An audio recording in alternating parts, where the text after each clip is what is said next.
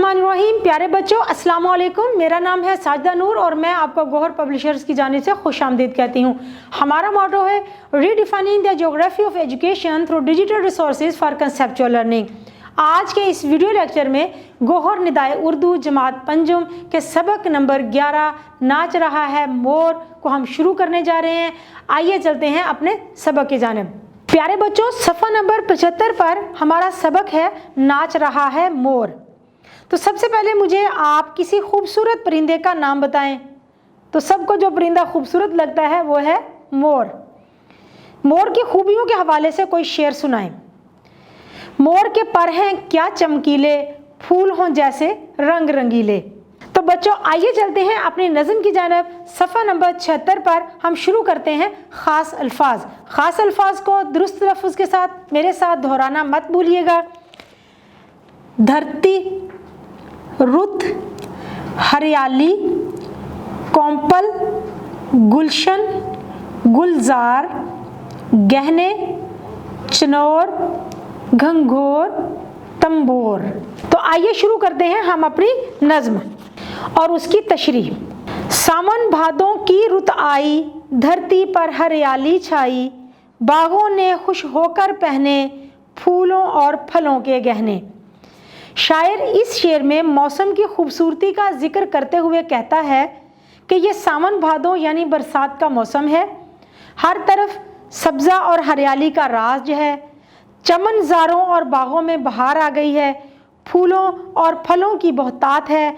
गोया हर पौधे ने फलों और फूलों के गहने पहन लिए हैं। जिस तरह दुल्हन जेवरात से सजाई जाती है, इसी तरह बरसात की आमद ने फूलों और फलों से भरे बागात की खूबसूरती को चार चांद लगा दिए हैं। हमारे अगले शेर हैं कोंपल फूटी, कलियां महकी, कोयल कूकी, चिड़ियां चहकी, सर्द हवा के झोंके आए, पेड़ों ने तंबूर बजाए।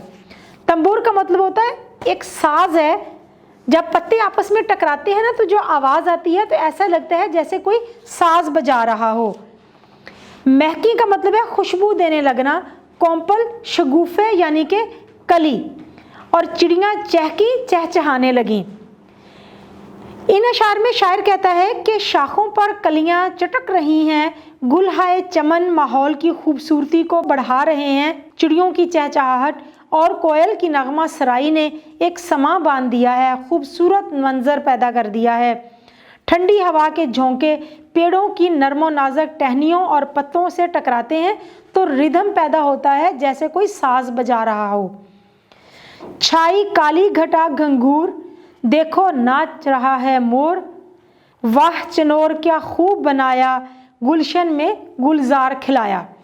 चनोर का मतलब होता है बालों का गुच्छा, परों का गुच्छा। जो मोर फैला लेता है ना जब अपने पर, तो उसको कहते हैं चनोर।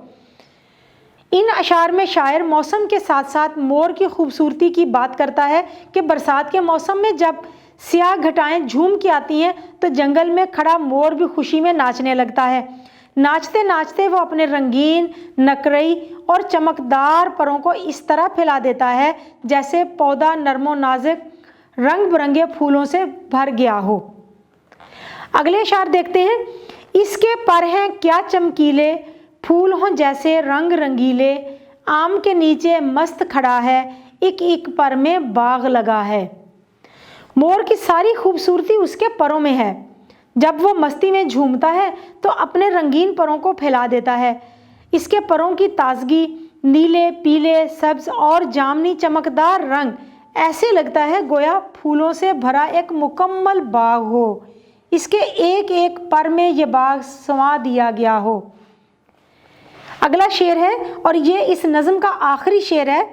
देखना हमको देख ना पाए, नाचना छोड़ के भाग ना जाए, भाई अब ना मचाओ शोर, देखो नाच रहा है मोर। क्योंकि मोर को जब पता चल जाता है ना कि उसको कोई देख रहा है तो वो नाचना छोड़कर भाग जाता है, छुप जाता है।